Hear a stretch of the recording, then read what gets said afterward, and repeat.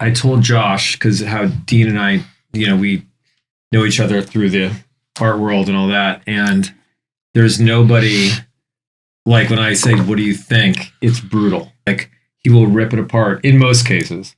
You will. Yeah, but I'm going to try not to do that. I'm going to try to be really... No, I think you should be yourself. But I would say I think that's what anybody who loves that, it's you. I do. Yeah. Because, and I don't even have to agree with it. No, I just love that you had, it's a reaction. I it's feel a like real looking at reaction. art, it's like, good acting from bad acting, right? Sometimes. Yeah, sometimes. That's the thing. It's like not everyone can agree and not everyone can see it. And I think that's the same with art, It's like, does this thing have a presence? Does this have like a draw? Like, does it have a magnetism? Right. How do you know that on a public platform? It's like, can you see good art from bad art? And what does that even mean? It's like comparative literature. One, book to another. It's like that book is just that book. But then there is shitty writing. There is. Part of it's just looking. Yeah.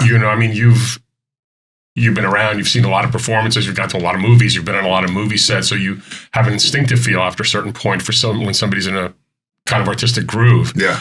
I think it's partly the same thing when I've been looking at art for like 30 years. I didn't look at it before that at all, but like for 30 years. And at this point, it's like built into my subconscious, So if I see something that sort of jumps up and is sort of above the baseline of most of what I look at, even if I hate it or it makes me uncomfortable or just something about it grabs me, I pay more attention.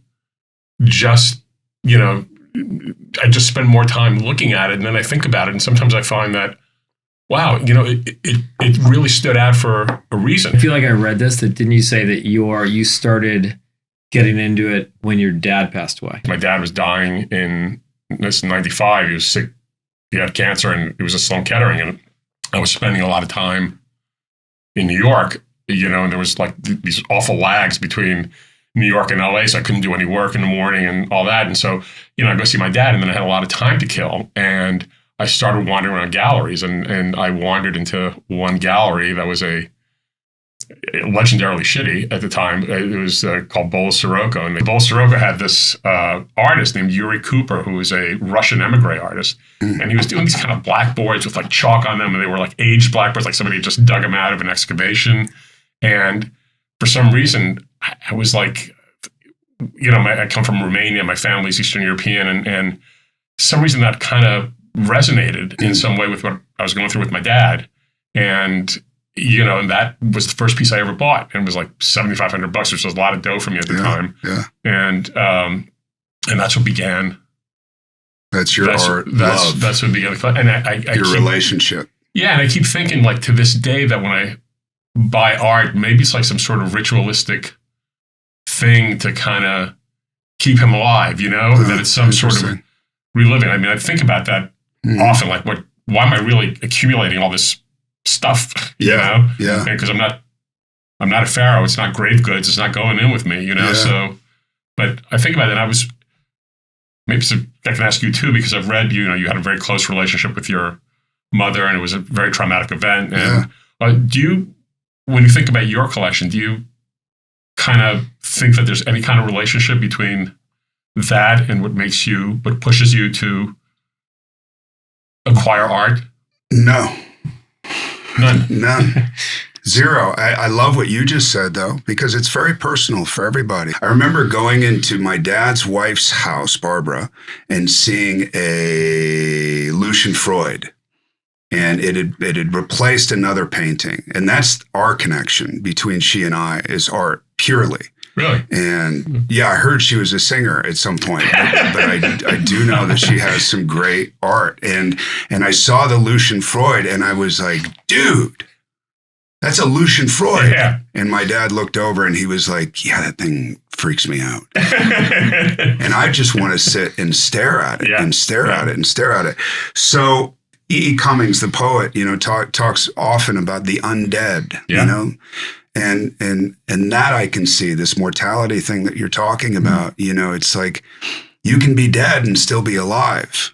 And it's the thing that keeps you truly alive, is this relationship with art that may be in cahoots with your father passing. What did get you collecting? I was loneliness. I took off to Europe, and my mother tried to have me, which it was impossible, tried to have me jailed. I was 17 years old. I had just done a double episode of Highway to Heaven, Michael Landon, and I got paid $5,000 or something. And I took that $5,000 and I went to Europe just to backpack through Europe. And I ended up spending about, maybe 4 months backpacking through Europe. I meant to go for 6 weeks. And in my severe, at times, loneliness, where I would either, my hub was either Paris or it was Florence, Italy. And I would go to the Uffizi, and I would stay in the Uffizi for like 10 hours. And I would create these relationships, or just out of loneliness, create these relationships with these paintings. And it satiated my loneliness. And then I would go and travel more, and then I would get lonely again. And then I would end up in another museum. So and it was on its own accord. I would create these relationships in these museums with these paintings. So these paintings became like friends. And it might sound weird, and it's just where my deep personal relationship with paintings started. So it's kind of like you're sort of a grown-up version of an imaginary friend. I guess. Yeah. I guess. Yeah. Whatever it is, it's like there's something about the loneliness that can create something wonderful in the imagination. That's why I take my kids up to our ranch. I refuse to get rid of the ranch, even though it's cost too much and I don't need that cost in my life, but it allows them to resort to their imagination. And I like seeing that. And That's that fantastic. can only come out of boredom Right. and irritation. I maybe take a brief break. Just remind everybody the Felix Art Fair starts up very, very shortly. Very exciting. So we're joined today by a couple of august guests. Joe Lubin is a really good friend of mine and a fellow art collector. He's been collecting since 2010. He's on the board of the Hammer and ICALA. In his day job, he's managing director of Creative Artists Agency, represents some of the most established stars in Hollywood. Among them, the gentleman sitting next to him, Josh Brolin, who has done just amazing work as an actor, and beginning with Goonies and working through No Country for Old Men and Milk, which was an amazing performance, and Weapons, which was most recently, which was my favorite movie of the last, I have to say, last year. Yeah. Which he also produced. So we're happy to have you here, man. Thanks for coming. Really Thanks appreciate for it. having us. Yeah. Joel and I am so happy to be here. I liked Weapons because I feel like they tried something. Like, that was different. That was different. And, he told me a great thing that there was somebody who had dropped out of that role and they had to push the movie. And that's kind of the way it worked. Like Milk was supposed to be Matt Damon. Oh, I didn't know that. Yeah. And then there was another movie that he had to do, that he had to prioritize. And then I ended up doing the role because I had just seen Sean Penn at Toronto Film Festival. So those things happen. Yeah. And, with Weapons, really quick, he came over to my house and I talked to him, and it was considered an independent film, or it is considered, which it's not really, but it is, or what is that even?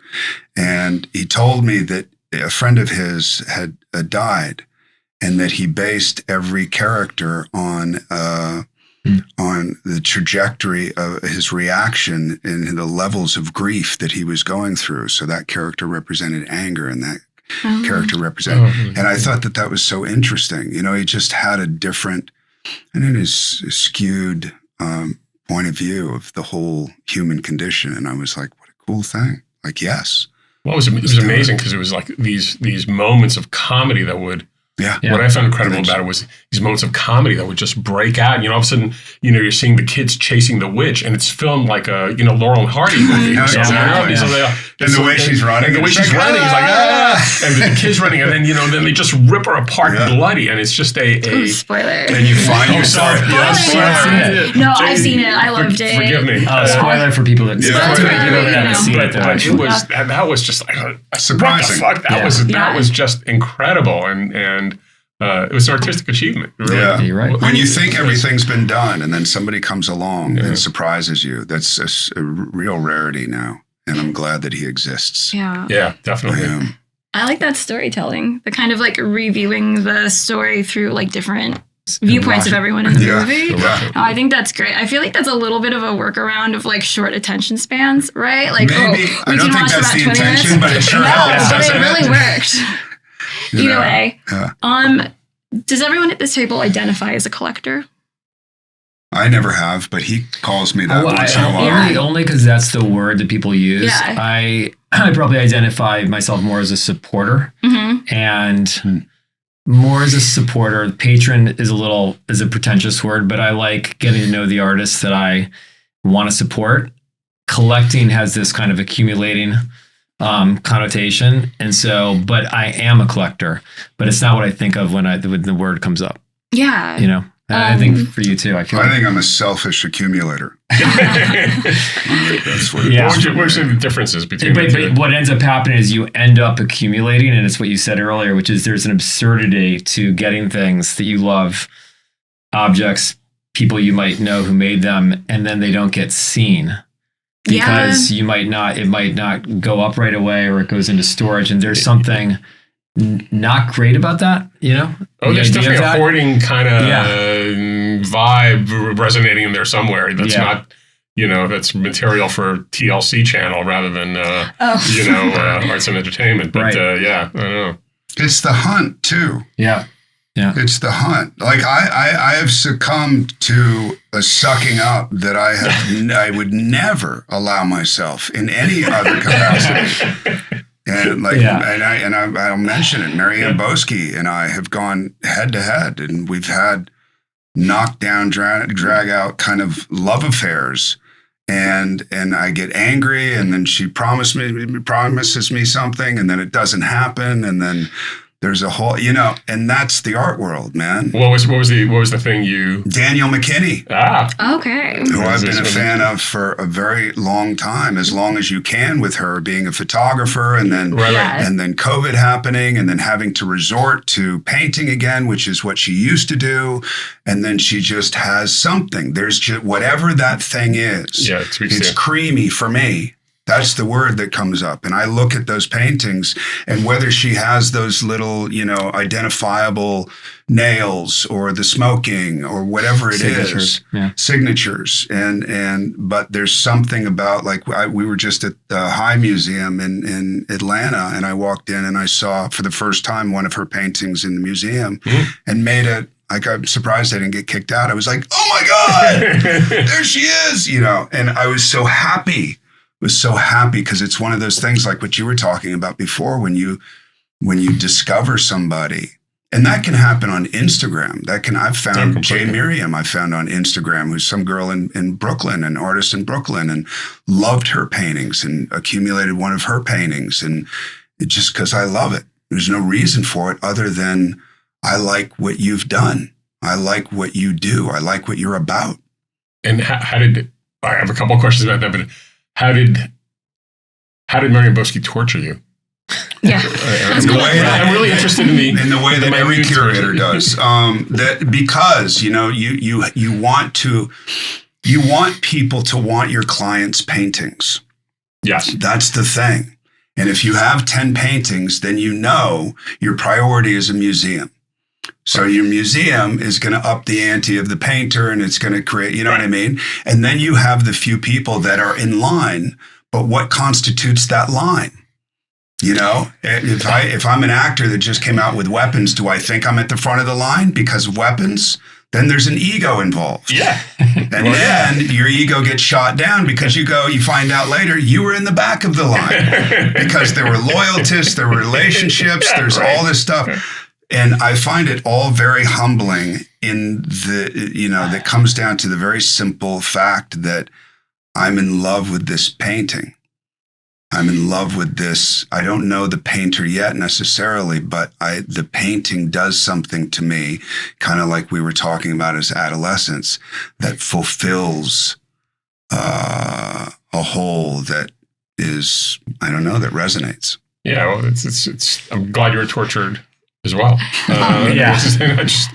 I would say like just me. Marion Busk is just one person. I would say Yeah. he doesn't suffer pretense a lot. Like anything that has artifice or rules or some sort of etiquette, when it starts with "I love this" and I'm interested, and then it's met with this sort of what, I feel like that's where things can go. Go right. And not even go right. Actually, Just get chaotic. No, get funny. Get funny to Because you. I can only imagine. Like I can only imagine what that conversation or text exchange looks like. You know. Has anyone ever said to you that they're taking interest? Have you heard this phrase? I have. I wouldn't want to. What does say it mean again? It means we're seeing who likes it, and we'll let you know. Yeah. Like We're you're in taking the wrong. interest. We're taking Yeah, that's interest. the- Like, oh, thank you for your. We've talked What an We talked about annoying. this. It's the worst. Ask Dean about It's it. so Dean- condescending. Exactly. It's completely Well- condescending, and it's like, yeah. Go ahead. Some artists Yeah. have argued with this because Dean said something.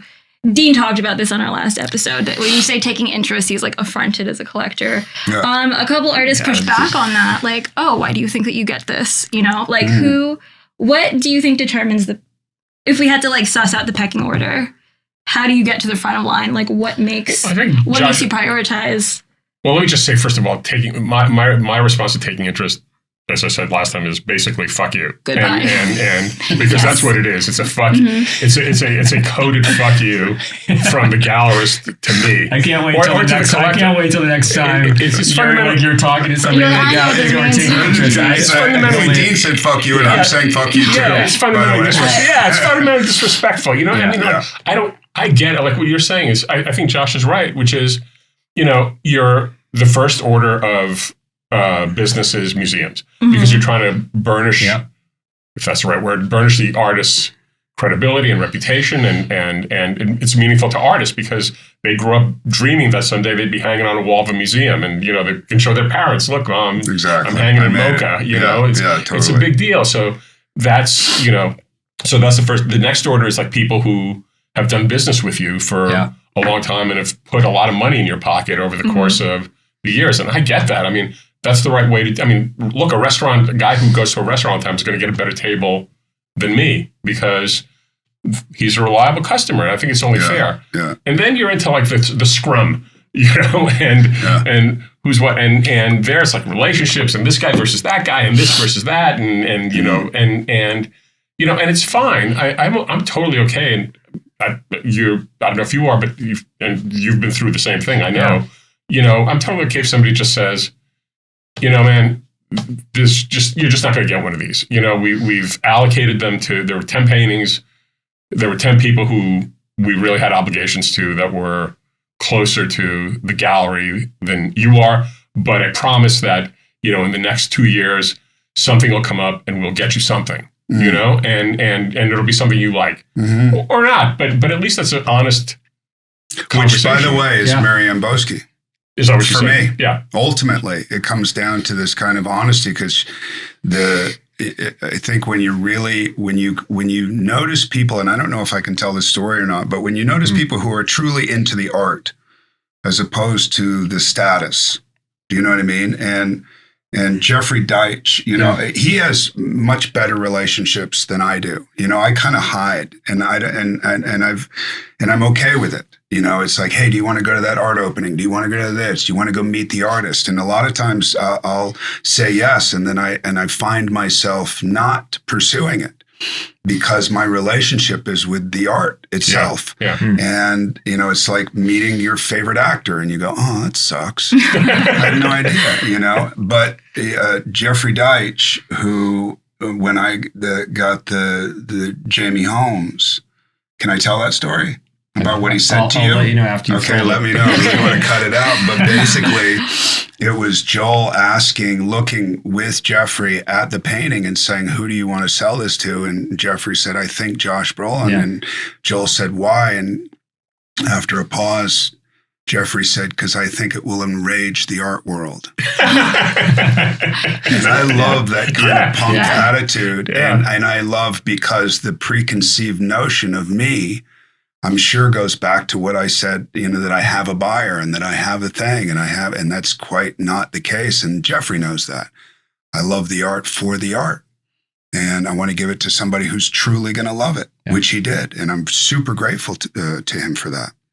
Don't you find, Joel, that's like unusual in, like, for Hollywood? Forgive me for looking with Hollywood collectors. I include myself in that in some way too. But I think it's like really unusual because the traditional, the most of the world thinks, oh, Hollywood collect, they have all this money, they're actors, they're writers, there should be like this kind of overlap between the creativity of Hollywood and the creativity of art, and I'm sure there's time. And the truth is, there isn't. There's not like a lot of Hollywood collectors, and it's pretty uncommon. I mean, there's some, and there's more now than there used to be. Martin. Yeah. Steve's a great true collector. He's a true collector. And Barbara, a true collector. Barbara's and true collector. There's a few, It's right? a handful that you know. Yeah, I mean, but it's very, very. It's very uncommon. I mean, most guys or at least a fair amount of people who collect, are really looking at the stock ticker of the art. It's just worth more now than it was before, or the status part of it, and the buying everything from Gagosian, the last thing Gagosian showed, Right. But genuine collectors, like somebody who loves what they're looking at and loves the art, that's pretty uncommon. Yeah, but I also think like that story, because that is funny what he said, but the reason why he said that was actually because he had met you or spoken with you a number of times. Mm-hmm. And Jeffrey, not everybody's like this, sensed sincerity. Like he sensed that Josh actually loved Jamie Holmes' work and is like, oh, that's going to go to somebody that cares about it. I would say Jeffrey's unusual in that I think his criteria for parting ways with things that he's overseen is the person who I'm talking to actually real about it, and do they care? And that doesn't mean that he's not going to be transactional at different moments, but in that case, it was, this would be great for Josh, and he had a really good instinct about it. And then the other part, which is funny, is, and it's going to piss a lot of people off, So, and the relationship with Jamie Holmes after that. I have 2 other paintings of his, but the relationship is set. We talk often and we trade often, and I like who he is. What do you see in the paintings that really speaks to you? That initial painting I truly love, and it's a very large painting, but I have to say that, where is it? Yeah. The second painting that I got from him, I really adore, and it has to do with the Angola rodeos that they would have. They would have the prisoners do the rodeos, and it was like putting the prisoners on display. And, these black cowboys would get out with their cowboy boots like here, and they'd have to, ride these bulls and all that at the entertainment of the warden, and what I mean? There's a history there. Yeah. Of manipulation and oppression and all that kind of stuff that I appreciate from such a seemingly, when I talk to him, a very soft-spoken man. So there's these outlets, and I love seeing that, whether it be an actor or a painter or a writer, that there's a presentation of a certain type, and then there's this boiling other side, and it's able to manifest creatively in a different way. And I get that from Jamie Holmes. You had a George, I don't know if you still have the George condo, or you were. No, I got rid of the condo. Oh, I want to ask you about the George condo. I thought that it was interesting that it was a 2007 piece. Yeah. And that was the same year as No Country for Old Men. Interesting. And I'm wondering, Never made that connection. did you buy it in 2007? No, I bought it after that. How long after that? I don't remember how long after that I bought it, but that was a huge buy for me. And that was one of those, I mean, for somebody who, the first buy I ever did was a lithograph when I was in my 20s of a guy named Malcolm Lipke, who is a figurative artist and is a figurative artist. And it looks like turn of the century art. And so the love of painting goes way back. I mean, in that time, and like, can I get one? And can I, I just want to have it in my presence. And I don't want to be that weird guy that's looking at one painting for 5 hours in the museum because they think I'm a serial killer. You know what I mean? And I just would like to just be in the confines of my own home and be able to, smoke, eat, taste the painting as a guy. But the that condo, there was a double deal because it was condo and who I've always loved. It wasn't my favorite condo, but it was an opportunity to buy something when I had money for the first time. And it was a big buy for me. It was a decent sell, but that wasn't the point. I don't yet have the condo I want to have. Yeah. I don't yet have the condo I want to have. I feel like he's super coveted in Hollywood, especially. Yeah, Like, I don't know. yeah. I just think I don't know if he's known. He's a known painter, I think. Oh, I see. Like when you say George Condos is super, I feel like he's just like most people that are not immersed don't know who many, like if you said Daniel McKinney or Jamie Holmes, they don't know who 99.9% of the people are. George Condo is probably transcended into being known. And so people don't know would say, oh yeah, George Condo. Yeah. But I'm not sure how many people actually really know his work. But I agree. He's an incredible artist. And then, like you said, there's some paintings that are, I mean, everybody has a range, right? I'll tell you a fact. The ones that got away. I mean, and I'm sure you may. I'd like to hear if you guys have any. I know you do, but of like the paintings that you kind of wished you'd had a second crack at. So when I started collecting, and I became friends with John Curran. So this is like '96 or something. Yeah. Curran said to me, I get this friend. He's a really good painter who's had a real career, George Condo, and it's just like nobody's. His career was like completely dead. Dead. Like nobody was buying anything. Is that like 80s, no, 90s? 94, 95, 96. Right. He was making these paintings of like, posters for like TV shows. I remember when like Pace had a show of them. They're like, nobody's seen them since. So I got a feeling they kind of, they found their way to somebody's attic. And I looked at I didn't know the work, and I looked at the work. I got, it's never going to amount to much more than what it is. And I said, no, I don't. And they were like, $15,000. They were nothing. And I didn't do it. And of course, now I kind of think that was really a mistake. It's like there were a lot of really good paintings. So, but they're considered meaningless at that point. And then you can't not be affected by that. Right. I mean, nobody wanted. Nobody wanted. He was trying to get people to come to his studio. Valueless. Valueless, not meaningless. You're right. You're absolutely right. Meaning, You're absolutely no, but you're right. You're absolutely right. Yeah, I would say for me, and I think we've talked about him, but Matthew Wong. I remember like going to the shows early in 2016, 17. Obviously, he sadly took his own life a few years later. But I remember having a strong feeling, but then something was pulling. I got one small piece on paper, but at that point, I could have been like, "Oh my God, they were so incredible." They were nothing. And then I look back, and you just wish you could rewind and go back in time and go, "Man, I should have followed the instincts." But it's hard, It's hard to know. But then Scott Kahn has that same story, and Scott Kahn, who was Matthew Wong's friend, who had hundreds of paintings that he couldn't get rid of for $5,000 a piece. Yeah. And he and I have become close. And, Matthew Wong, before he took his own life, posted a picture of one of Scott Kahn's paintings. And that's what got Scott Kahn on board. I mean, that's what got him above board. And I love my Scott Kahn paintings. I love them. And I paid, I don't know. I paid a decent amount. I don't know. But the truth of the matter is this idea that even Scott is going, Jesus Christ, they won't leave me alone. Go away. You know what I mean? And this is a guy who for decades, which I understand, which maybe is our connection, after Goonies, it's so funny, even in you saying, oh, we have Josh Brolin with the Goonies, and then No Country, and there's 22 years between those two movies. And I experienced those 22 years that nobody cared. And I was the guy that should have hit and didn't hit, and then this, and then when I got No Country, people looked and they said, why?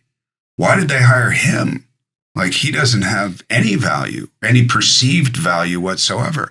And that kind of parallels with the painters. It's like Condo's huge, and then he's not huge. And then are the paintings any less good? Was I doing C work, or was I giving it my all during those 22 years? And then No Country came around. And because I gave it my all when nobody cared, maybe I was prepared for the time that, You know what I mean? What were you doing those 22 years? I was an actor. How much time do you have? But Did you still think? Was there any moment in which you stopped thinking yourself as an actor in that time? I mean, I was a landscaper for a year. There were times that I only worked on the average once a year because that's all I was allowed to work. That's all anybody ever offered me. And maybe it might have been a $10,000 job, and maybe I got $4,000 out of it after commissions and taxes, or maybe, No Country was a very low payday, and it was your first time back. It was like the first major shot back, right? Yeah. It was a major. So anyway, that's the thing, is like perceived value as opposed to meaningfulness. Yeah. And regardless of how you're perceived, are you really an artist? Are you Scott Kahn, who's sitting around unable to sell a painting for $5,000, but he keeps painting? And I look at his paintings now and I go, how did nobody get it? How? Yeah, but I think that's what, and again, going back to that word collecting, I think real collectors are getting art with their eyes and whatever's going on inside of them versus their ears. And I'd say most collections you go to, you can tell that people, going back to that guy's house you went to, and it's all like trophies. That's a different kind of thing. And I think this podcast, I think, is born from more pure interests, real interest in it. And then over time, you can't predict what's going to happen, but over time, the value catches up to the meaning. Ideally, yeah. I think. But not even ideal. I think it does, because it doesn't even matter at the end how valuable things are. All that matters is, like you're saying, you like sitting in your house, being with work that you've had, and you remember the moments that you got the work and the challenge of it and the pursuit and the relationship. And that's kind of it at the end of the day. And I think if you're coming from that place and you've got good taste and you've seen a lot and you've got art history perspective, the outcome is, without you trying for it to be that way, is you will have a very, very valuable collection. And it might be after you've passed. For sure. If you think about that, and so I feel like that's the way to go when it connects to when it's calculated. You can feel it. You can feel it when you walk into a house. You're like, oh, this is really nice. But then you can also feel it when it's really personal. It's a wide spectrum, obviously. Absolutely. But I will say I'd be lying if I didn't say that. I used to bet on. I supported myself my first year out of college by betting on horses, and I was like obsessed with good on you with the track and you and Bukowski. We can talk about Bukowski. In fact, I bought a Bukowski poem really? that reminded me of you when I was reading. Nice. But anyway, the thrill of it was you sit there the night before. I don't know if you've ever played the ponies, but you sit there the night before with the racing form, because in those days there was nothing digital or anything, and you'd open it, and it was very satisfying. You'd open up the racing form, there were all these like little numbers, and he won this race by 3 lengths, this one by 3/4, and you do it, and then you try to, like, in your mind, you try to construct a go forward image of what the race would look like that this horse was in. And when you got it right and this horse won or came in second, it was just like an unbelievable high. You just couldn't, it was like, it was better than anything ever. And it was better than cocaine. It was better than anything. And great dopamine hit. It was a huge dopamine hit, and I felt that way. I'd be lying if I said I didn't often feel that way collecting and painting, because like, I know when I won't talk about the work specifically, but when I bought a work for like $15,000, and then 7 or 8 years later, I sold it for, I could sell it for $2 million or $3 million.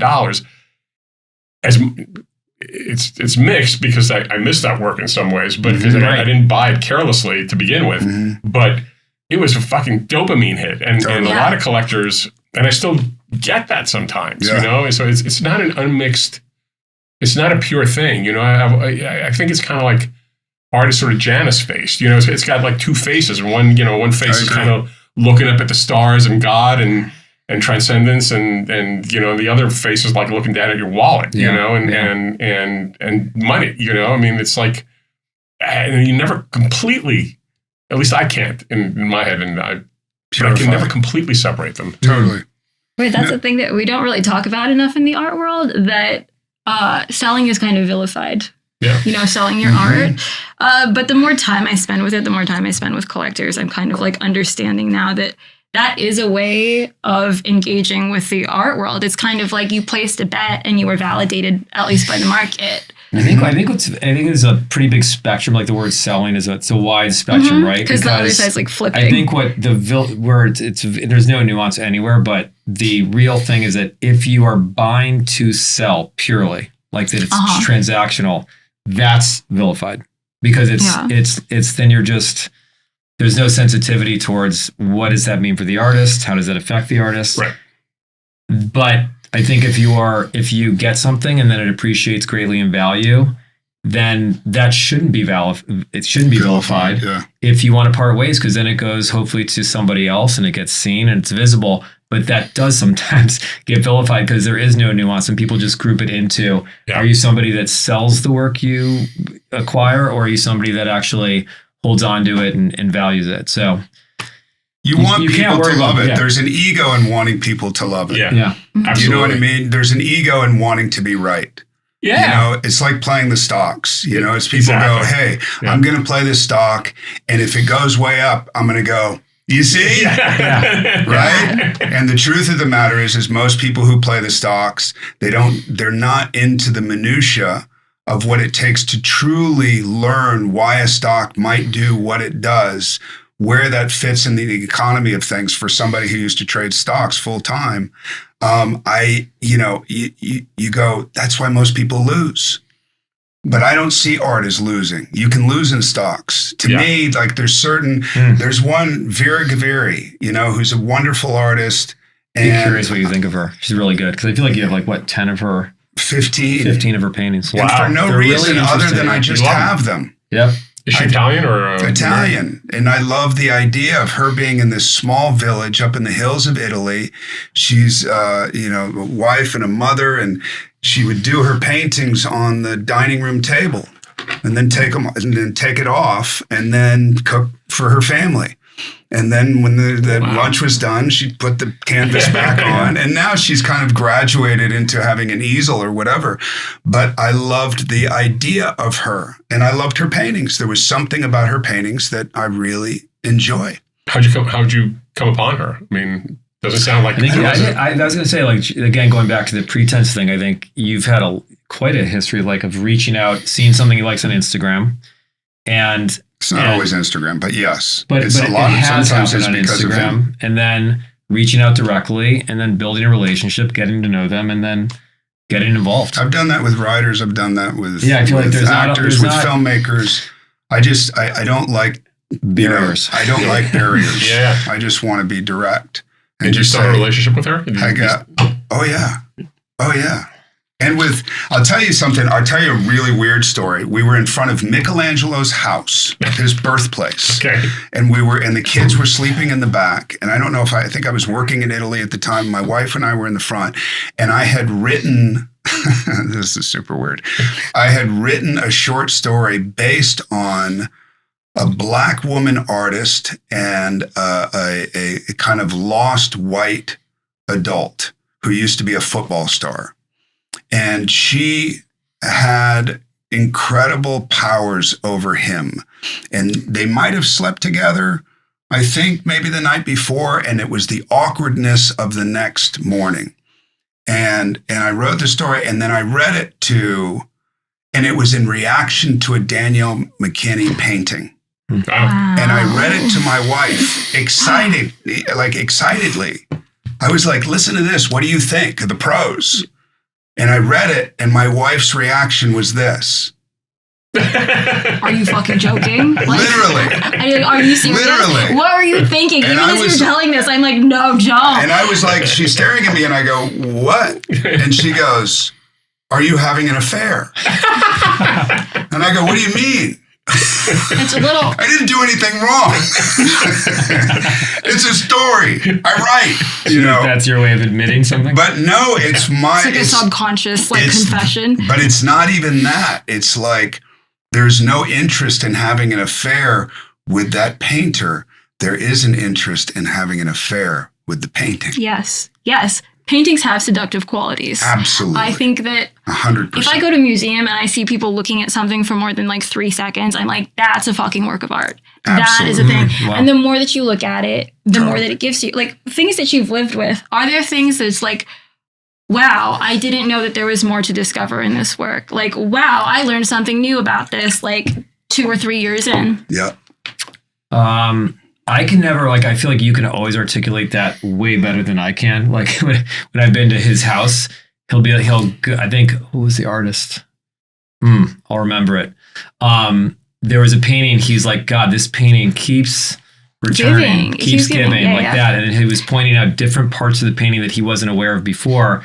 That I didn't And notice. you expressed it really well. And I'm like, God, I don't know if I could express that in the same way. But what I do know is when you live with the painting, you know over time whether it keeps giving more and whether it gives you pleasure, actually. Because for me, unlike you, because you were saying you like things are getting darker. Yeah. I feel like for me, things are getting lighter for whatever reason. And I don't even know why I connect with most things that I connect with. I'm just like, wow, I'm having a really strong reaction. And then I'm wondering, if I live with this, is it going to sustain?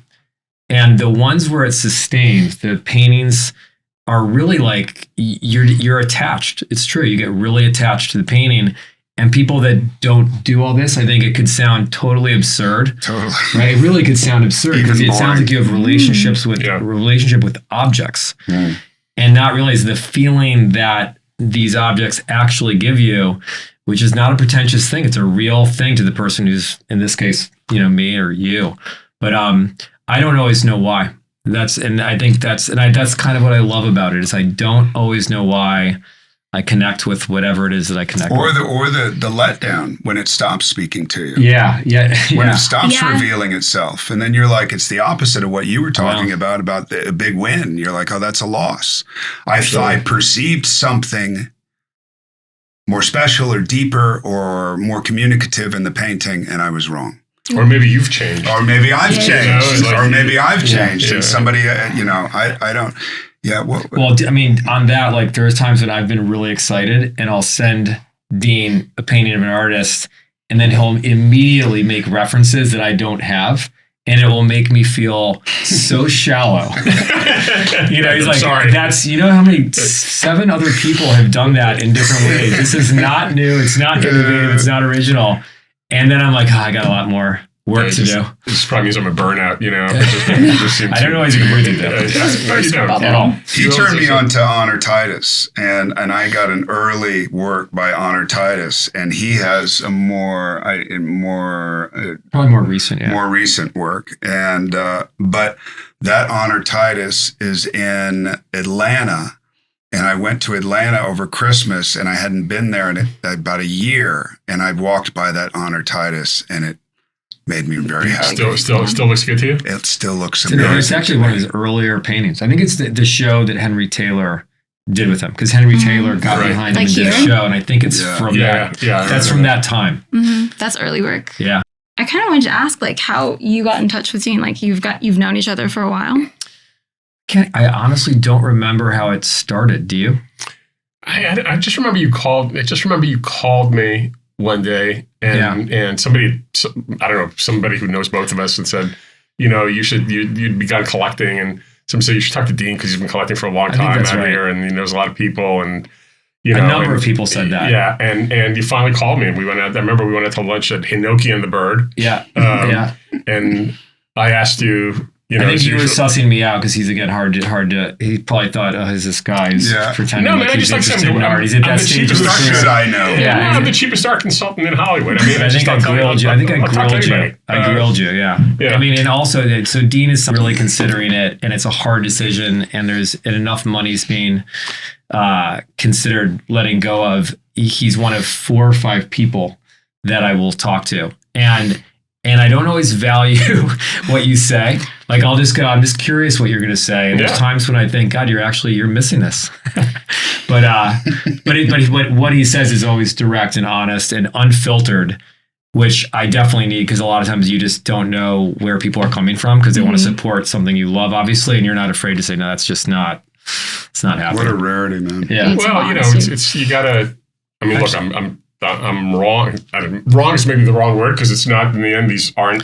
It is. Yeah. The it's race true. isn't run, and then a horse comes first, second, or third. Is Josh right? I mean, there's no winners or losers in the thing. It's just that I look from 30 years. I look for what moves me, and I've learned to look at objects and think about, well, like this has those qualities that move me. That it resonates. It has a kind of a I hate it's kind of a fancy word, a metaphorical quality to it, where you can never put exactly into words what it is that it is or what it is that it means. And if you can, it probably sucks, but that it like somehow it's given off like, vibrations in some way that, connote meanings of some kind that connect with your life and with, the life of society and with things that are going on. And that combination, that resonance is what I always look for in a work. And if I don't find it, and it doesn't mean that the work doesn't have it, just means that I could be, it might not be for you. I could be insufficient. Yeah. Or I just don't see. It doesn't speak to you. It doesn't. I don't have a blind spot. I don't. I don't. And so I don't. I'm past the point of thinking that there's really a right answer or a wrong answer to this thing. But I do think I kind of look at works seriously. I take the artist. I try to take the art. The one thing I try to do is I try to take the artist seriously, and I take all artists seriously because I think it's the rarest gift in the world is to be, and the happiest gift is to have somebody who has a talent for art. I have none. You view yourself as an artist. No. But no. You don't. But No, it's I don't. Do you think He it's gets actually? mad when I say this. I think people like Ray Fiennes is an artist. I think Tilda Swinton are artists. I think those are artists. They're in every niche in this profession, expressing themselves in some, I think, socially relevant and challenging way. And you don't think you're that? I think I can be, but I don't consider. I consider myself having a set of skills that I've built on, and I think most actors are. I think once in a while you'll have an actor come across, like I say, Tilda Swinton, who can also do commercial work and you're not affected by it. Right. But I just think that her life professionally has been consumed with her artistic talents. And she's morphed different parts of those professional corners, and she's made them collide and coincide and meld into each other. And that's really cool. I think I have those aspirations. But I think it manifests a lot more in my life than it does. That's why I seem to prefer life more than I do my professional life. It's funny because if I had if somebody said, well, what does an art collector look like? It wouldn't look like you. Oh, no. And you don't think it would look like Truck you. driver Either. looks like me. Yeah. You look like a dude. You're like a guy. I mean, it's like you ride bikes. I mean, it's just like But clearly, there's some side of you that is really not that guy. Just rebels against that guy. And It's not that I'm not that guy. It's just multifaceted. Yeah. I have interests, and I respect those interests, and I soapbox those interests because I don't like, if you're a biker, you have to act this way.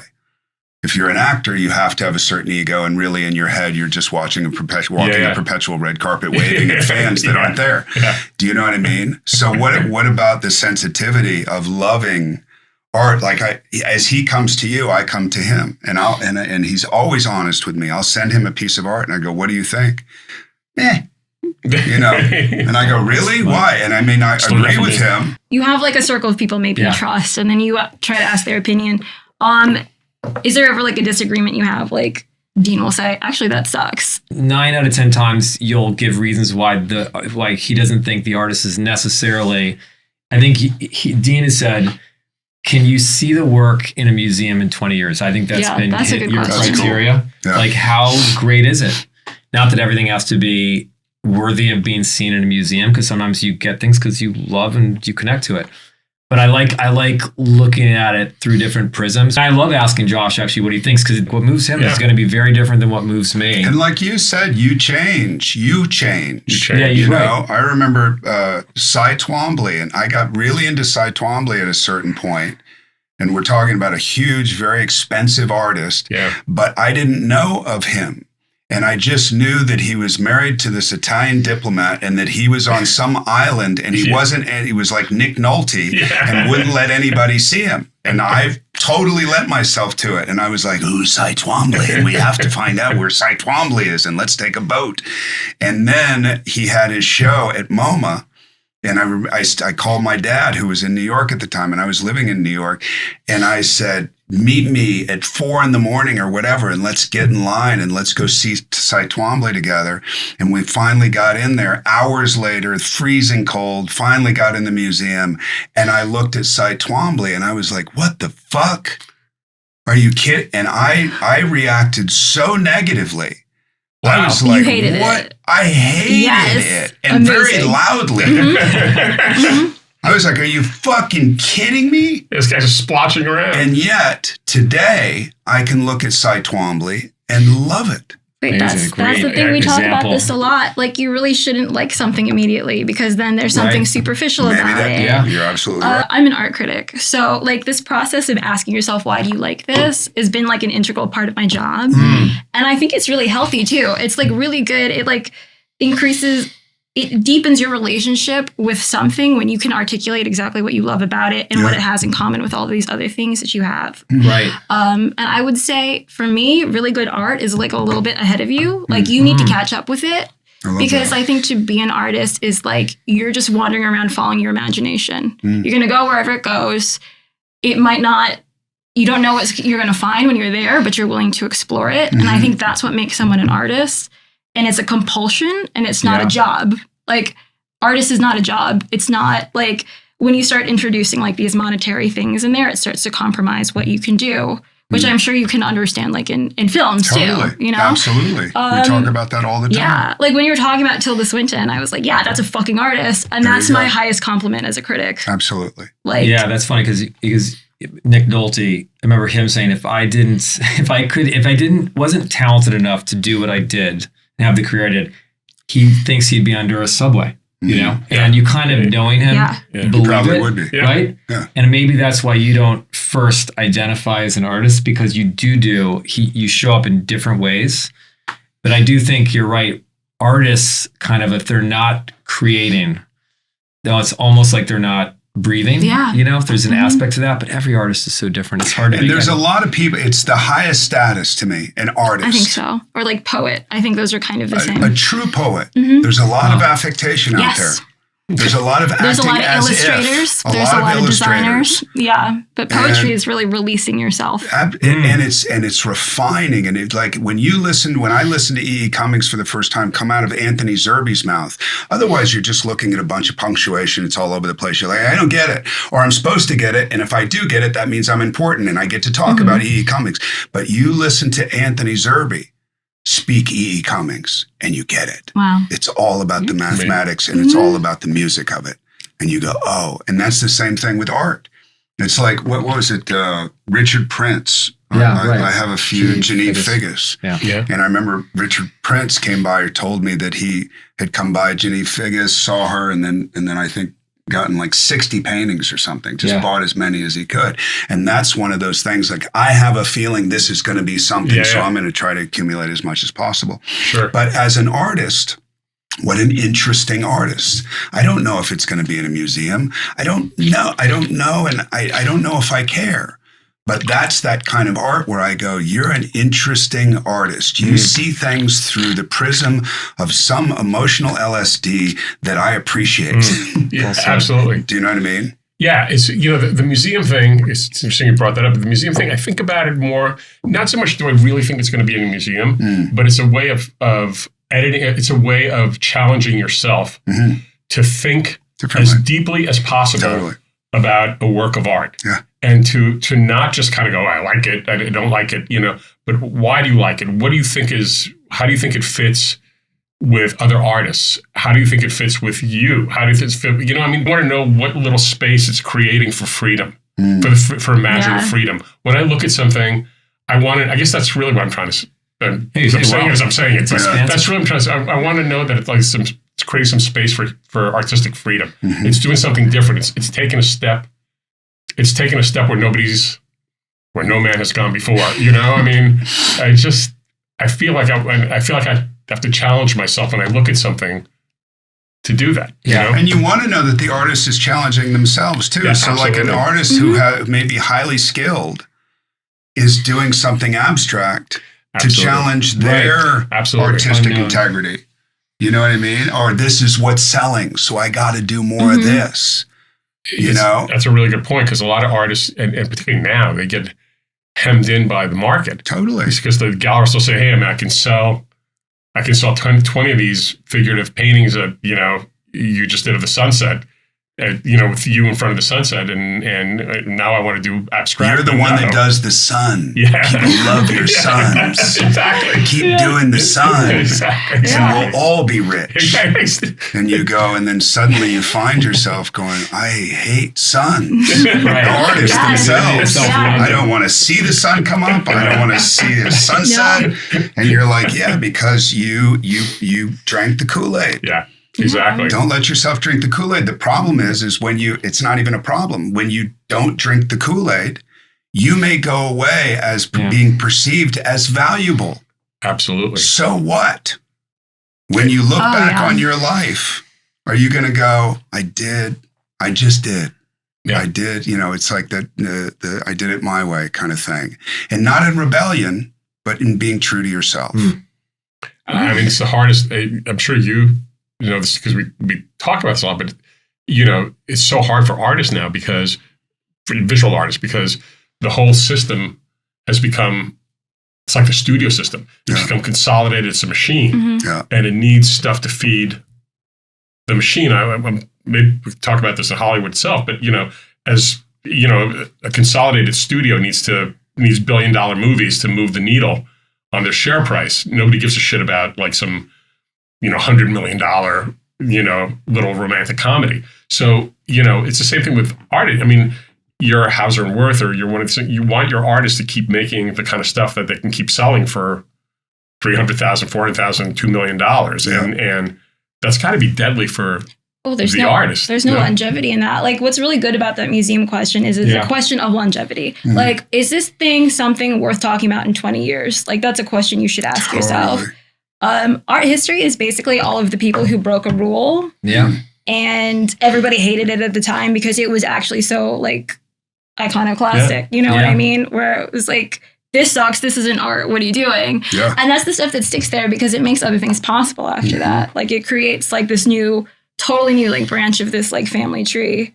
Yeah, and like you said, it doesn't happen in real time. So like things that get a reaction, maybe it's a negative reaction. Yeah. Polarizing is usually a good sign if things are polarizing. I think good art is polarizing. And then things that are populist typically are lowest common denominator things. And that's not by the way, it's not a bad thing. It's just different. There's value. And then it's, what are museums going to be in 20 years? There's so many questions. Actual museums is like, that's a different. And I think, with the bottom line is there's creativity everywhere. You kind of know when you connect to it, whether it's art. Josh, wrote an incredible book also.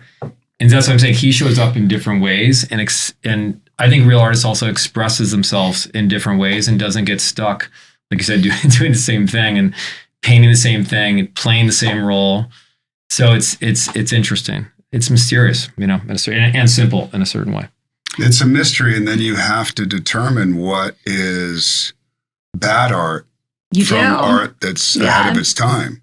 Right. You're like, I don't understand it. I'm having an emotional reaction, or me and Cy Twombly, or there's some museums where I go into and there's a neon light on white, and I don't fucking get it. Yeah. And I don't want to get it.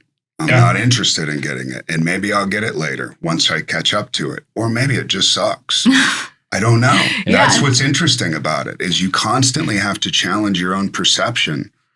Always. I think that's what art is for. Yeah, I do too. I felt that way about Twombly too, like same as you. I mean, I almost identical thing, which is I remember first seeing when I first started collecting, and it's like, this is fucking. I remember going to show Gagosian, and it was like, this is splotch, and come on. It's like Pollock copycat. Yeah, come on. And now, all these years later, I've been looking at all these things. I think, the painting that he has at the Manil, which is called Say Farewell Catullus to the Shores of Asia Minor, which is like this 100-foot long painting in like 3 parts. I know it's huge. And, it's basically about annihilation and death. It's like the guy. And I think it's like the greatest painting made in like the last 30 or 40 years. If you ask me, like, what's the one painting? Yeah. I mean, I couldn't fit it into any part of my house, but what's the one painting you would have? It would be that one, because he said he would trade his child for this painting. Yeah. Like, I don't know. it's like that level. Only one of them. Yes. I'd have to keep one. Yeah. Only one of them. So you love it. Well, do you have works like that where you're like, oh, I would love to own this thing, but it's like, for whatever reason, it's inaccessible?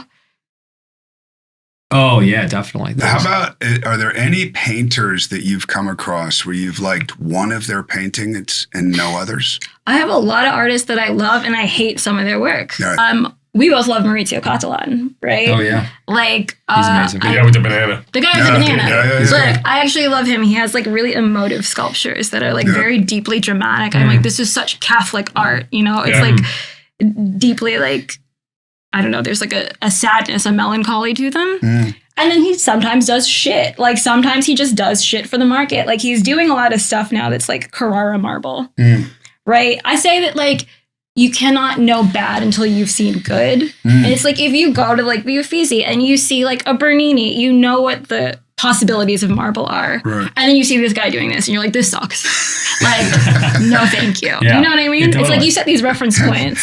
So like that's also the beauty of like looking at a lot of art. You find out what is possible and then you see who's not like achieving that. Yeah. You know what I mean? Or holding that thing up to a standard. That it totally. should Like be held set a up to. standard for yourself. I think that's a good way to like. By the way, how did you Measure guys come feelings. together? Yeah. Just like, because it's so interesting. You guys are such an interesting Duo. Aren't they a great duo? Because Yeah, you they guys are. couldn't be more Oh different. yeah. No, not that. Just like outlook, energy. No, it's I like, think it's so. really, it's a good energy. I would say we're actually a lot more similar than we seem. Yeah. I think we're two strong personalities. I think we're both kind of strong opinions. I'd spoken to a couple times because she'd interviewed me for articles and stuff, and she and I were talking. We're like, it felt like we were really kind of connecting, and I thought, well, this might be fun if we do it together. And I guess I have a performer manqué in me or somewhere or other, and it kind of we did it, and it kind of worked, So we Yeah. It's I feel like we we're have kind of a working it vibe. out. Yeah, like an instant You're vibe. part of our What is this? experiment. Is this No, it's is this good. number 3? Number Four. 4 or 5. We've been Number really four. working it out as we've been going along, like building the airplane as we're flying it, where it's like, Yeah, it's great. we find out things that we disagree about. Because it's like, I feel Right. like we occupy very different parts of the art world too. Right. You know what I mean? It's like, I'm kind of in the working sector and then there's like the collector sector. Do you know what I mean? Right. So I have questions. really I'm cool. like, what's it like over there? Like, what is your What's it like What's it over like there? over there?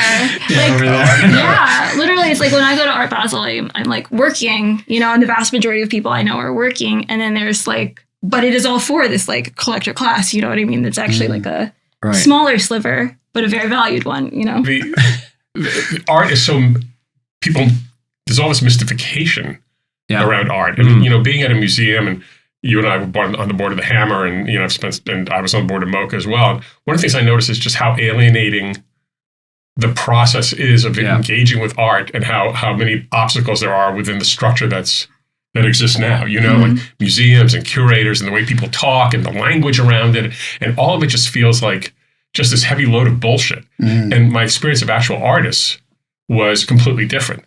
My experience of artists was that they made art out of some compulsion and could talk about somewhere around what compulsion was, and that it was something that was accessible to anybody. It wasn't just some fancy, French philosophy kind of structuralist bullshit dialogue. It was like, no, it was something that was accessible to me and you and anybody else. And I thought, the thing about this podcast is like we can maybe like get back to something a little more elemental about art. It's like, why do I give a shit about it? And what is it about that piece that speaks to me? Without all the language. Yeah. Yeah, without it being a better thing. It's not a better or a worse thing. That's something that with age I've kind of settled into, and you just look at, yeah, you're a collector, or you feel really important around having certain types of art or certain artists, and you are in love with the art, or you're writing short stories based on funky affairs you're having, and telling your wife, whatever it is, it takes all kinds. But I wanted to tell you a story quickly based on wanting to be an artist and wanting to be a painter, and it's the springboard is we're building a house right now, and we have something in it called the art shed, and Jonas Wood, who I said, how do I make that table that he has and put a bunch of paints on it and put charcoals on it or whatever, and then I have 3 easels, and it's just for painting. It's not necessarily for me. It's whoever shows up and wants to paint, whether it's my child or anybody else. And then I built this little European door that you can barely fit through, and you open it up, and then there's this little deck outside, tiny little deck, very crude, the whole thing. And half of it is made out of rock from the 30s that was already up there, that was part of the garage. Okay, so I'm 20 years old. I live in a 1-bedroom apartment in Hollywood. Franklin, between Argyle and Gower. Yeah. And I got a brand new son, and I can't paint. I'm painting all the time, and I can't paint in the apartment because the oil paints will basically kill my kid. Yeah. So I'm painting in the hallway. And then one of the paintings, I would say, of all the paintings that I attempted and all the charcoal or whatever that I attempted, one painting was really coming together. And I was like, wow. Like, I may be getting better. I may be a real artist. And then I kept going when I should have stopped. That's good. And the whole thing went to shit. And in total frustration in that shitty neighborhood, I grabbed all 35 paintings that I had and I threw them in the dumpster downstairs. Oh. And that apartment complex, which was not really, it was just an apartment, and it was on the ground floor next door. That guy had turned his apartment into a flea market a couple years before. So when I woke up the next morning, all 35 paintings were for sale. And I was like, hey man, that was an emotional thing. Like, I want my paintings back. And he goes, they're $10 a piece. I was like, no man. And those paintings were all sold. So somewhere exists 35 paintings, 35 shitty paintings. Was that one that you thought was getting there? Did it remain the best of the? No. Okay. No. So you're going to pick up a palette and brush again? I will. Just for my own. My son is an incredible artist. My son is an incredible artist, and has that natural. I don't have that natural thing. I have to cultivate everything that I do. I have to, it's all skill for me. I have no natural talent whatsoever. Did you think you're a natural actor? No. It's something you had to build. For sure. 100%. 100%. I think I have a really acute imagination. I do think I have that. Yeah. I think it plagues me, and it serves me sometimes. And I have kids, so I'm constantly seeing things happening to my kids that I wish didn't exist in my brain. But I think about my imagination is sometimes more powerful than my reality.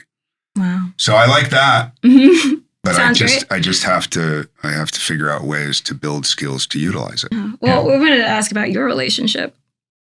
Like, what is your working relationship? How long have you been together? You said that. Yeah, I'm the only person who's not in the entertainment industry here, and also not a collector. That's so refreshing. I have questions about that. Like, how does it work? Like, how did you start working together? We started working together because his former agent, who is also a very, very close friend of mine. Both of ours. Yeah. And so they were moving, what would you say, separating at that point? Mm-hmm. And he and I had known each other actually as friends before. So we had a connection. And I think I wanted to work with him. I always loved him as an actor. I was a fan of his. Wow. It was that simple. And I knew him, so I had a head start. And my only thing was like, how do I get him to trust me a little bit so he can let me work with him? And we met a couple times after that. And I think you were a little bit like, I found him a tad formal. Oh, yeah? Yeah. Which can be true. Did you really? I did. Yeah. I did. And that, just kind of like buttoned up. He is. And I know he is. He is. And that's the thing, is you get to know somebody, and in my industry, people celebrate not liking their agents Yes. and their lawyers. And I remember. love my agent and I love my lawyer, both as human beings first, and then as artists in their own right, secondly. And I think he's amazing at what he does. But the connection is how he thinks and how he allows himself to feel, and how he looks at art. I You guys talk art a lot. We really A do. lot. We really, really do. And I'm almost as curious what other people like as what I like. Me too. So I'm That was like, my for me, favorite. I went to a show the other day and everybody loves this artist and it's happening and all that. And it's very abstract and you can tell it's accomplished. I personally just couldn't wasn't there connect. for I'm like, you, and yeah. I really felt like, God, why is there something In me. inside of me that's Yeah. not able to connect to my subconscious? What is it? Because it's undeniably, you would probably be like, yeah, this is really maybe not. I know That- you're not going to say it right now, but I can't wait to know who it is. Yeah, no, later definitely. I would in the parking lot. Oh my God. But I want to know. I think I know, actually. But I feel like it should be okay to But I'm say. not gonna- I'm not gonna- I think I it should don't- be okay to say, like, I wouldn't want to because Yeah. I feel like, I know exactly what you keep- don't want to. Yeah, because you don't want to shit on any artist, and you I don't don't. know. Yeah, True. I feel like I don't like to do that, and that doesn't mean in private conversation you can't talk about how you feel. But when you're doing something, and not that this is so public, but anything that can travel, I feel like you have to be, or I have to be a little bit. I'm thoughtful yeah. about that. In somebody who's been in or had that experience, and sorry to bring it back to me, but in that Please. 22 years, and going, yeah, Brolin, yeah, he sucks. yeah. Why would he get No Country? And then it takes a certain type of person like the Coens to go, we don't care what you perceive as sucking or not sucking. Yeah. He works for this thing for us, so we're gonna get him. And that's rare. Yeah, that kind of That's resolve. super rare. Yeah. Of like, what trend can I follow? Yeah, What's yeah. happening now? I just saw this thing on YouTube last night. It was like a casting director, the one who had done like Clueless and like Yeah. 10 Things I Hate About You, had like made perfect casts. And Yeah. the way she described her job, I was like, wouldn't that be such a wonderful way to look at art? Where Yeah. she's like, I identify things in people. Mm, Like yeah. she knows what's good. And then she fights for that person and she wants that person to Like, succeed. literally makes I me think wanna that cry. should be, Yeah. I think that could be a collector's approach to art and it should be Truly. thought about Yeah, that way. seeing the little Truly. pads, almost like that. People say somebody's a witch, that they see things other people can't Yeah, see. I yeah. feel like casting directors and people that look at art, sometimes they see things that are past the visual field. Yeah. Well, I think Or not even artists visual do. field, feeling field. So it's Yeah. I mean, I think it's great. Like artists really see things that other people don't see because it is their craft. right. I feel like I had like a very superficial set of years in my career until I met my partner who is a painter. Mm. And he was the very first person to like point at a very popular artist and be like, can't you tell this person sucks? Or like, can't you tell this painting Right. sucks? Like that this brushstroke is unresolved because they don't have this confidence or they don't have this tactility with paint. They don't have this understanding, this fluency of this language. Mm. And that had never crossed my mind before. I thought paintings were just pictures, but there's so much more to them than Yeah. that. And I think artists are a great reference point. Like if you find an artist you know is good, go look at work with them and see what they see in it because they'll know stuff that like means nothing to you. You know what I mean? Like this was hard to do or this is special for this reason. Yeah, I think when I was starting out with all this, I actually met Jeffrey Deitch, back to him, and I said, so how do you go about it? And he goes, because he had seen generations, Yeah. Basquiat, all of them come up, they come, they go, some stay. And he said, you want to ask artists who you kind of believe in, Yeah. who they like. Right. That simple. Who are they running with? Who's their generation? And I was like, oh, that completely makes sense because you think about, even as an actor, who you came up with. Mm. You, in most cases, a lot of people disappear, but you kind of get a feeling like usually talented people gravitate towards each other, or people who have, there's a mutual something that goes on. And I think that crosses over into artists, painters, actors. Like there's some sort of gravitational Yeah, for pull sure. that creatives have towards each other. Jeffrey's kind of a genius, I'd have to say. He was really good at spotting people young who are not only like great artist, but also had like commercial success too. Yeah. Like he has that eye for both. The thing that he says is that he learned from Saul LeWitt that Saul LeWitt would say, this painting is all surface, no structure. Like it's only superficial. There's nothing undergirding it to unpack over time. This artist hasn't built anything but a veneer. Right. Yeah, It's just optical. Yeah, it's just optical. It's Right. like painting is actually more than that. It's like tactile. for sure. Isn't it funny? I love hearing the perception of what is a good and a bad painting, you know, or somebody can look at something and say, this is just cosmetic affectation. And where's the depth in it? Do you feel that way about movies? Oh, for sure. Yeah. Do you think Hollywood is making art right now? I think they are accidentally making incredible art. I think Hollywood doesn't make the movies. I think the artists make the movies, or the wannabe artist, or whatever. So you have this kind of implosion with the business post Marvel, that making $500 million plus movies, which, you know, I mean, it's an entertainment. Like when it comes down to it, it's a business, and it's been a business from the beginning. And if you can do art within that business, then good on you.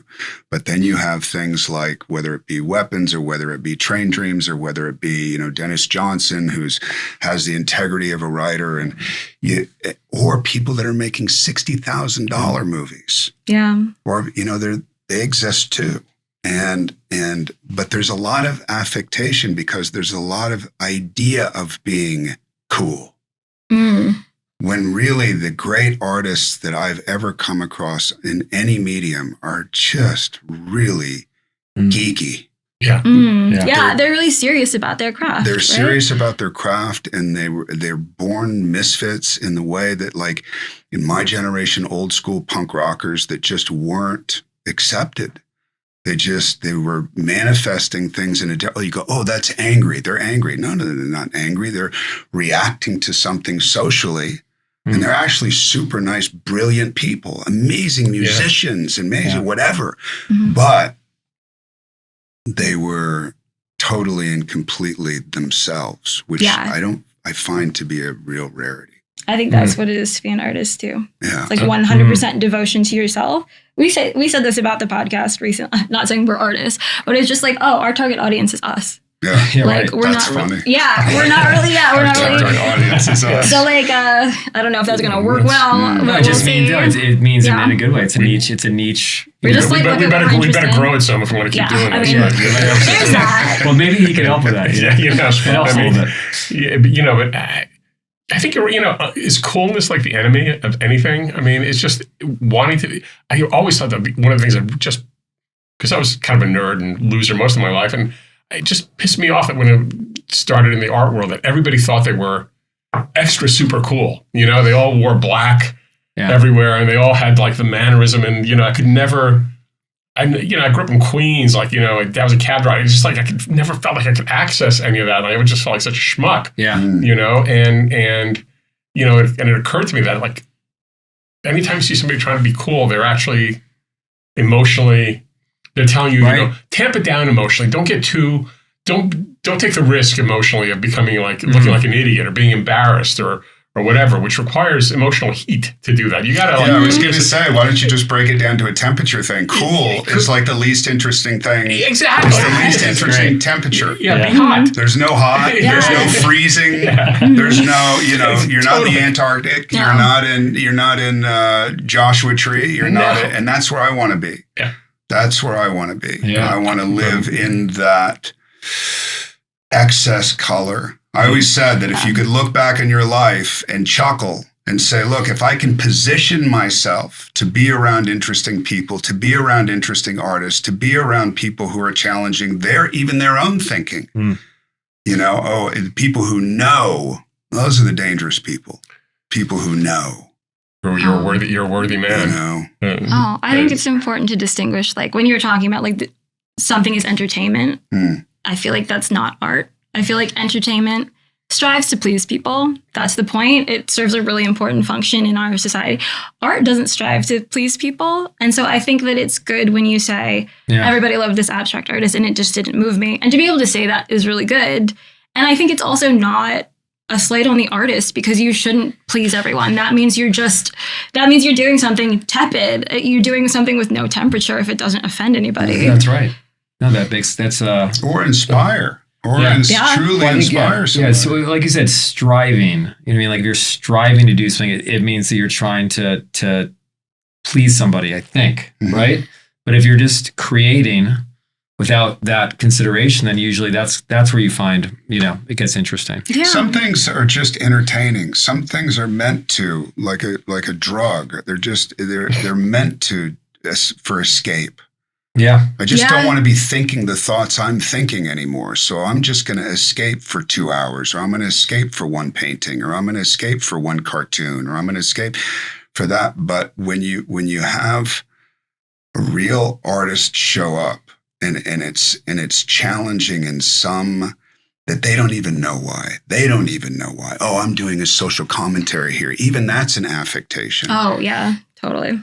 But something happens with a great work of art, whether it be a movie, whether it be a painting, whether it be a song. We were talking about the Grammys the other day, and we were like, the Grammys, like Academy Awards and all this kind of stuff, and you're watching it and you're like, And then you look at the Grammys and then you see Lady Gaga, or you see that's an artist. Creator. Yeah. And those are performance artists. And you're like, I don't know if I like it or not. I'm just happy they're doing it. Yeah. They're creating something out of nothing, a blank canvas. Morgan Neville, who I grew up with, great documentarian, did this documentary recently called 1975. And there was a woman who said, some things are created to make you go to sleep and some things are created to wake you up. I'm interested in waking up. And it may be irritating.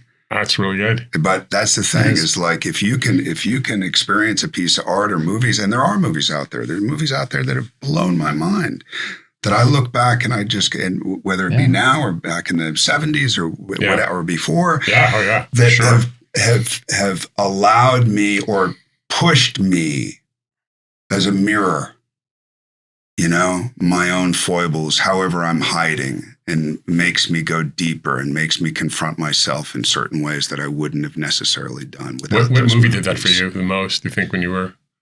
Give me a moment to think, and I'll get Woman Under the Influence. Oh, wow. Paris, Texas. Dog Day Afternoon. There's a bunch of them. Yeah. There's Daniel McKinney. Oh, yeah. She has a really good cinematic life, I think. She's something about her work. Something about it. I like to say that, like, when you have creative disciplines, they're all like a language that you speak. Yeah. And I think her first language was photography. Exactly. And so she has a particular accent as a painter that has a specific attention to light. That, like, you have manually worked with light and you bring that into your painting the way. Makes sense. Yeah. Makes sense. And I see it getting better and better and better, too. Yeah, for sure. Yeah. Shabalala Self. Does anybody like those? I do like them. I actually bought one. I bought one of the first. I bought one. No, I love her. I love her. Thank you for I think I bought one. A critic and a collector. I think I bought one of her first. I think I bought one of her first paintings. You bought one of her first paintings? She was in a group. She was in a group show at Diane Rosenstein here in Los Angeles, and the group show, and this is 2014. I don't remember. It was somewhere around there. Yeah. Let's talk about anything other than art. Maybe not. I think. I'm happy to talk about other stuff. Like poetry, TV. Oh, my things. I love that. I'm happy to talk about other stuff. Poetry, TV. I've always written poetry, always but when you actually start to refine poetry and you start to read poets, especially, I was mentioning Anthony Zerbe, Roscoe Lee Brown, the late great Roscoe Lee Brown. They used to travel an hour and a half of poetry, and I can't think of anything more boring than speaking poetry. Like at a cafe or something, and you know what I mean? Yeah, gross. And people go, my balls, and they go, yeah, oh my God, you're such a genius. And yet you're doing Ferlinghetti, or you're doing Eliot, or you're doing Cummings, or you're doing, and I would listen to these guys go back and forth and volley so musically. It was the most profound hour and a half I've ever heard. I'm not going to read it, I think, but I brought this. What's that? It's one of my favorite poems, actually. Oh, it's by Charles Bukowski, and who I've remembered for a long time, and it's called Bluebird. When's the last time you saw that? Recently. Oh, yeah. It's about a guy who's got a bluebird inside of him, and it's called Bluebird.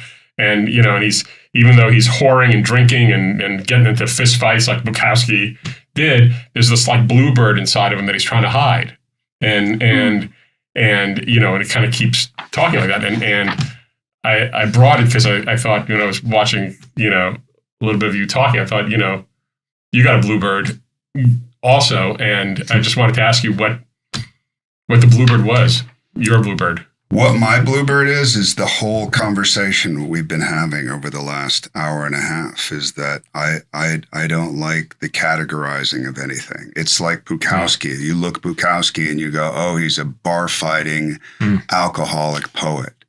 And yet the beauty, the minute you know about him, anything about him, and he's listening to classical music, you're like, really? Yeah. But not just listening as an affectation. Like there's something that it reaches in him that he wants to keep touching, which is that bluebird. I mean, I just read the first line. There's a bluebird inside my heart that wants to get out. That's that beauty. That's that thing. But I'm too tough for him.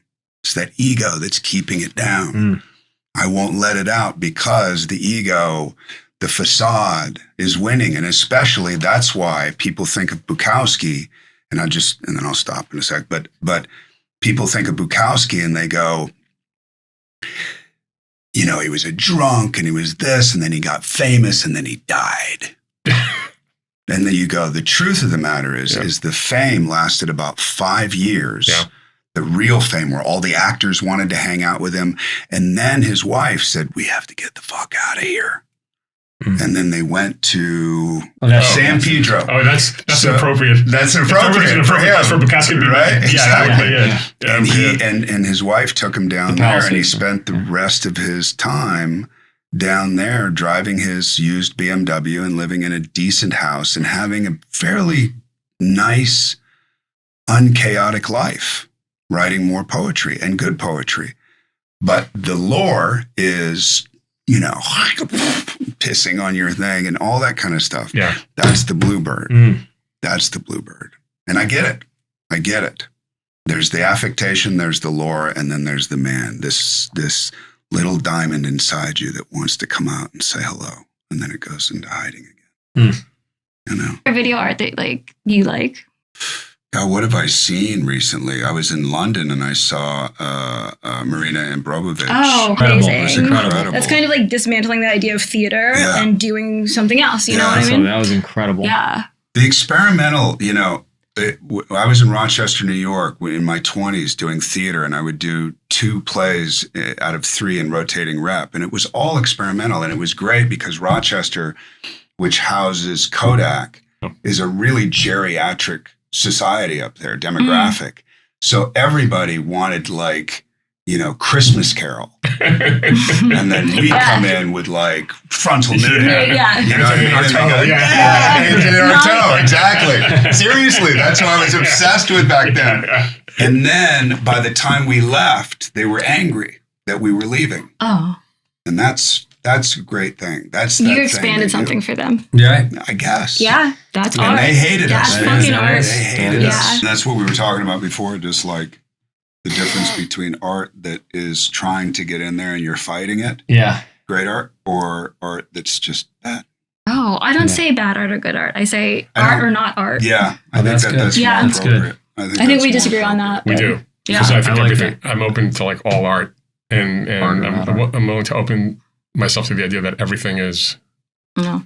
Some art. people are making products You know? out there. They're just pushing products. it's just bad art. Yep. I think it's not art. It just You guys can keep talking about that. Yes.